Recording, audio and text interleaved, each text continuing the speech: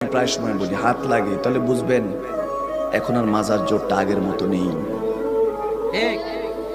যদি দেখেন বন্ধু হয়ে বন্ধুর সাথে বিশ্বাসঘাতকতার শিকার হয়ে গিয়েছেন, যাকে সবচেয়ে বেশি বিশ্বাস করেছেন সেই ব্যক্তিটা আপনাকে ধোঁকা দিয়ে বোকা বানিয়েছে, তাহলে বুঝতে পারবেন দুনিয়ার সাথে মন লাগিয়ে কোনো ফায়দা। যদি দুই হাতে কোনো আপনজনকে কবরে রেখে আসেন, অন্ধকার চিরবিদয় দিয়ে রেখে আসেন মুসলমান, তাহলে আপনাকে আমি রিকোয়েস্ট করব ফিরে আসুন। দুই হাত দিয়ে একজনকে রেখে এসেছেন, তার মানে আপনাকেও কেউ না কেউ রেখে আসবে। যদি চিন্তা করেন এই ঠোঁট দিয়ে তো মায়ের দুধটা পান করেছি, কিন্তু এই মাকে এখন আর দেখা হয় না।